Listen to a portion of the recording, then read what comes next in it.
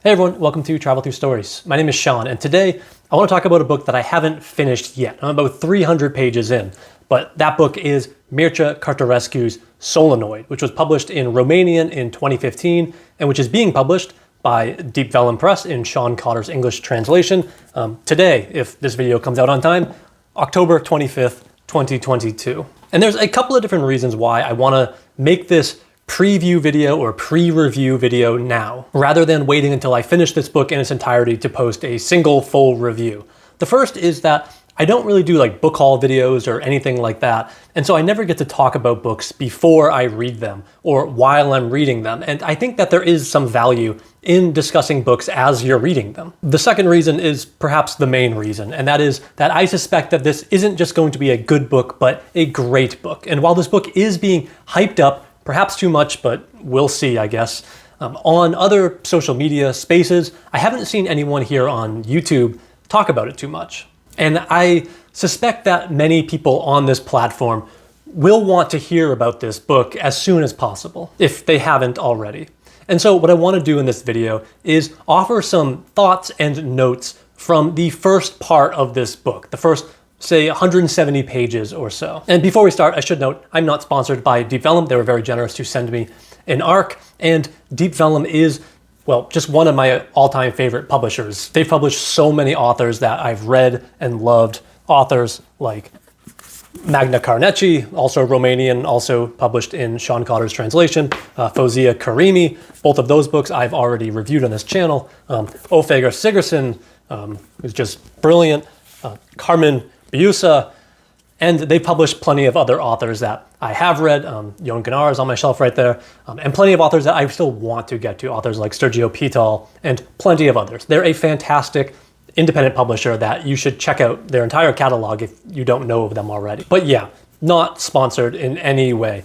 And I also haven't actually read Mircea Cărtărescu's other books yet. If you want an introduction to his other books, his Blinding, which I own, it's in the other room and I'm not going to get it, go check out Waste Mailing Lists, Seth's channel. He has a very exhaustive review of Blinding, and he makes it sound absolutely fascinating. So I'm not going to really touch on Cărtărescu's other works or anything like that. One, because I haven't read them, and two, because Seth does it much better than I could here. But what really drew me initially to Solenoid, and the reason this is my most anticipated new release of the year, is that my friend Andre over at the blog, The Untranslated, has called it the greatest surrealist novel of all time.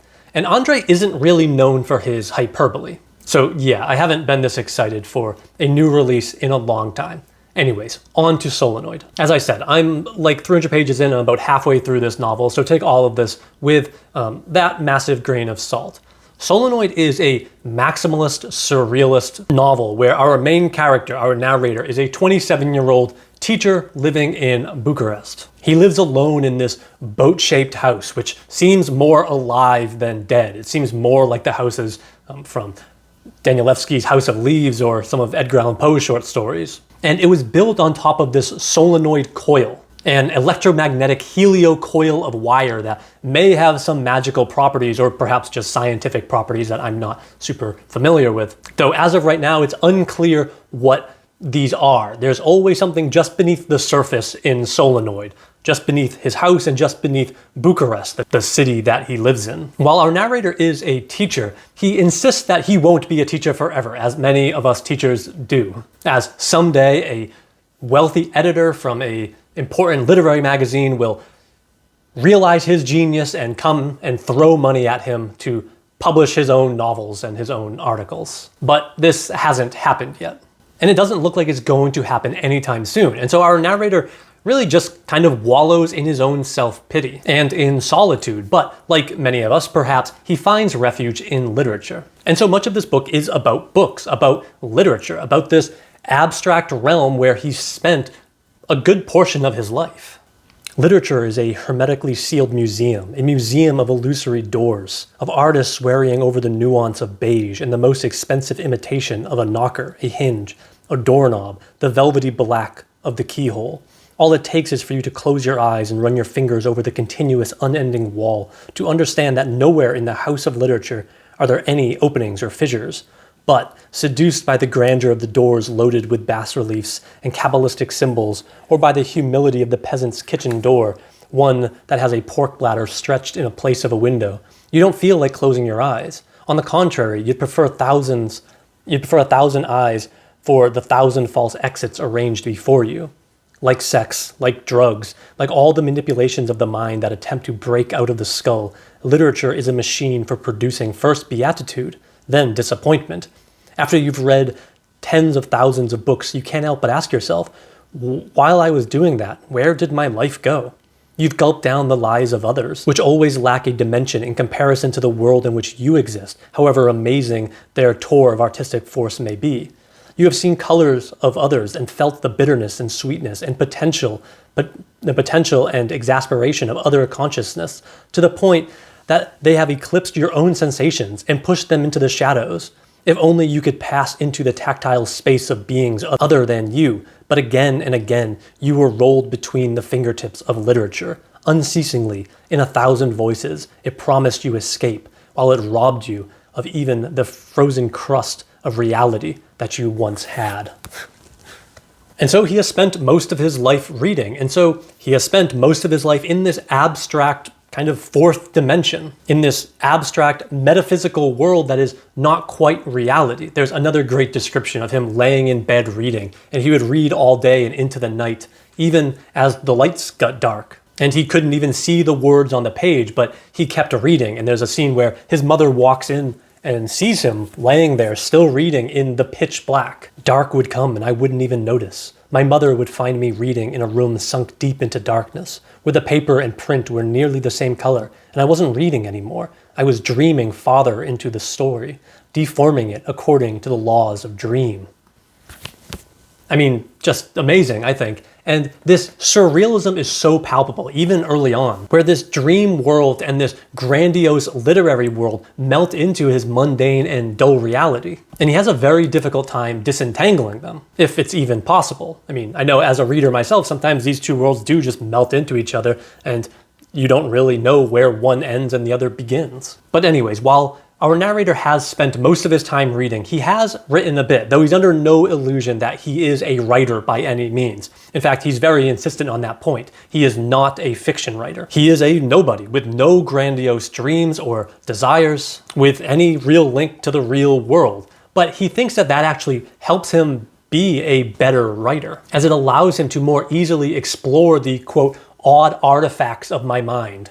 And so while he claims he isn't a fiction writer, he is under the illusion that the one thing that he has written and tried to get published which was a poem that he wrote when he was about 20, a poem called The Fall.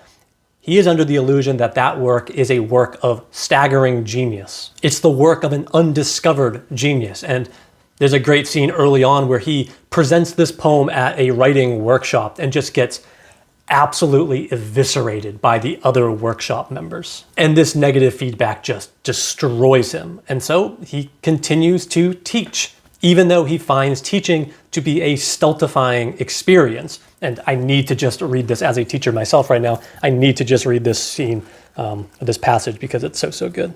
It is impossible to imagine how stultifying the profession of teaching is, how much you degenerate year after year, correcting homework and goading students to learn, repeating the same phrase dozens or hundreds of times, reading the same text aloud with feeling, talking to the same colleagues in whose eyes you perceive the same desperation and helplessness that they see in yours, and which you see in the mirror every morning as you shave. And you know you are decaying, that your mind is a pool of bombastic vomit and cliched quotations, and still you can do nothing but scream silently, like someone being tortured in an underground cell, alone with his executioner, watching a complete lucidity as the fabric of his body is rent, and he is eviscerated alive and unable to object. I mean, teaching isn't that bad.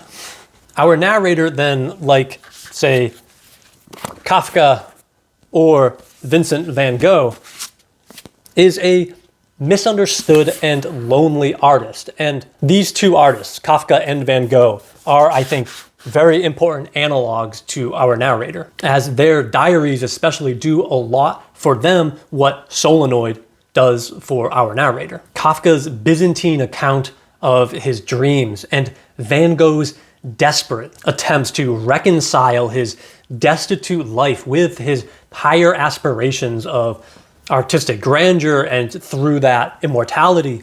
These are both embedded in the narrative here. And while speaking of influences, the other major influence on Cărtărescu in this book that I can tell this early on is, of course, Jorge Luis Borges, especially his short stories. I mean, even in the first 50 pages or so, I have found direct and kind of indirect references to The Garden of Forking Paths, The Library of Babel, The Book of Sand, and plenty of others. And so if you like Borges and the kind of metaphysical and metafictional and intertextual concepts and philosophies that he explores, and of course if you like Kafka and his Byzantine and labyrinthine dreams, well, I think you'll find much to enjoy in Solenoid. I think this book is only going to get stranger and stranger as I read on, as our narrator becomes more and more untethered from his own body and from reality, and is pulled further and further into a surreal dreamscape. I have it on good authority that this book explores the idea of a fourth dimension quite extensively.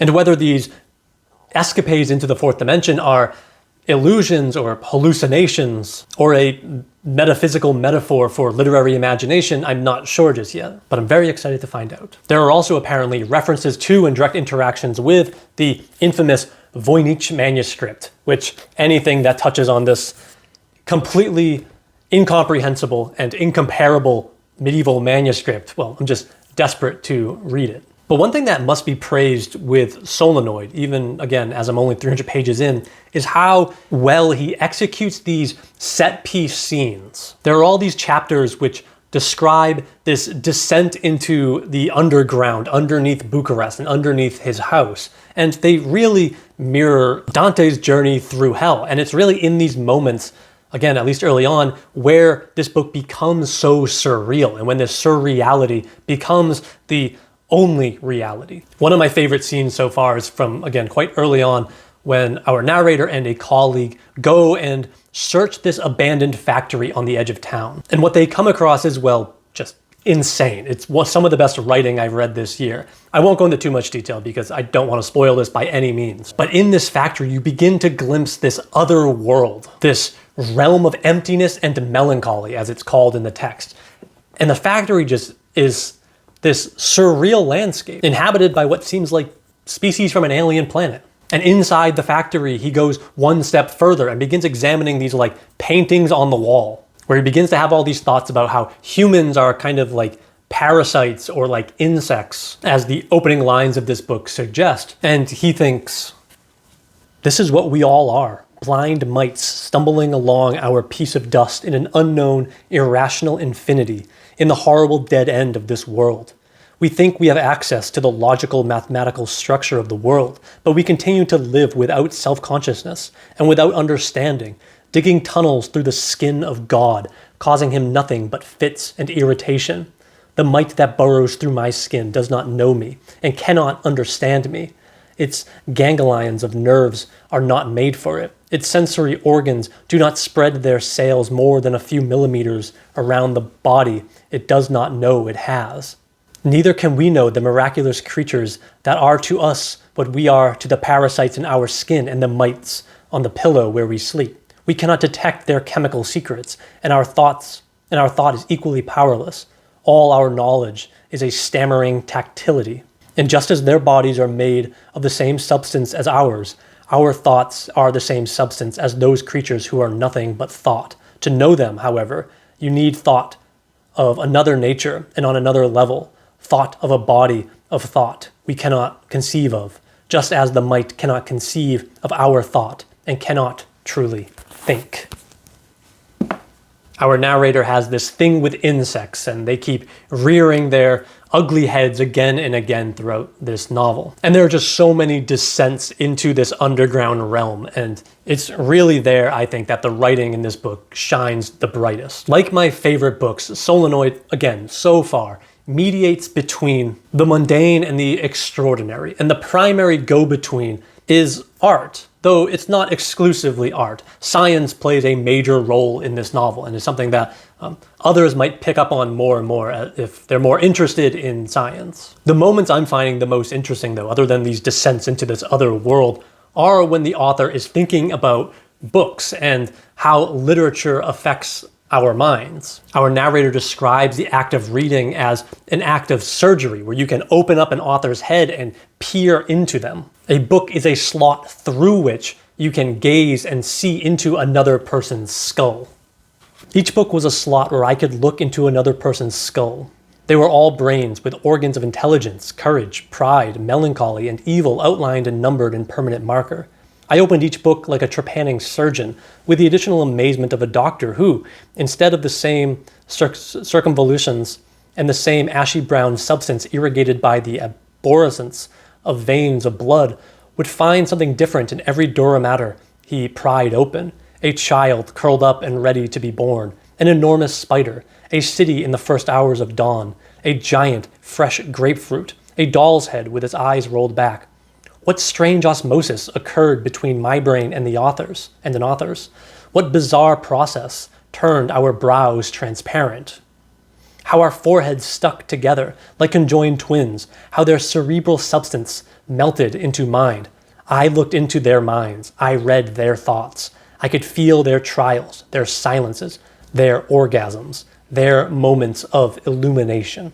This is in part a book about books and about how books and how art shape and misshape our brains, our views of reality, to the point where the difference between dream and reality becomes almost non-existent. And in that way, this adventure into irreality or surreality really brings Mircea Cărtărescu's countryman, Max Blecher, into this literary conversation.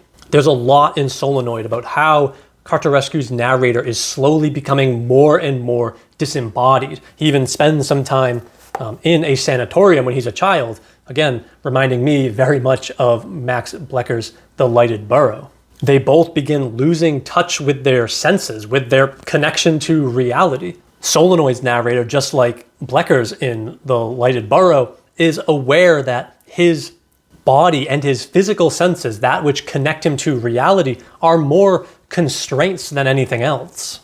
Before becoming someone, I was my own little body. Perhaps that is why I spoke about myself like I was a thing like any other. It, I would say, it. Then I understood that I wasn't a body. I had one. That I was its tenant and its prisoner. I didn't have worms or nits or constipation or hives, but it did. The one made of a soft and shifting material, the it where I lived. When I was suffering from an illness, even though the illness was not mine, but its, the cell walls where I was the prisoner, seemed to become damp or to burn so hard that the fire would take my breath away or freeze me through. My body made me suffer sadistically. It was my mortal enemy. It was a stomach that digested me, little by little. It was the trap of a carnivorous plant into which, as a winged creature, I fell to my demise. So, a 640-page Knausgaardian autofiction in which the narrator becomes more and more disembodied, just like in a Max Blecher novel, and which blends dreamscapes and reality in a labyrinthine Kafkaesque way and in an intertextual Borgesian manner. I mean, what more could you ask for in literature? I'll stop here, as I very well could be putting the cart before the horse, though I really do doubt it. I already feel like I have enough material for like an hour-long review. I certainly have more than enough notes, and I'm only halfway through the book. Either way, I'll just once more encourage people to pick up this book if it sounds interesting. It takes quite a bit of gall to fund a translation this big. Never mind a translation of a book this seemingly strange. And so I really think that we should encourage publishers to continue to do this and reward publishers, especially small publishers, who have the gall to take such a huge risk. So let me know if you're planning to read Solenoid or if you have already. I'll probably be spending the next few weeks reading this. I'm reading it quite slowly because I'm just savoring it and enjoying it. But I'd love to hear how other people are doing with it or what they have made of it if they finished. So feel free to reach out and let me know. But for now, thanks for watching.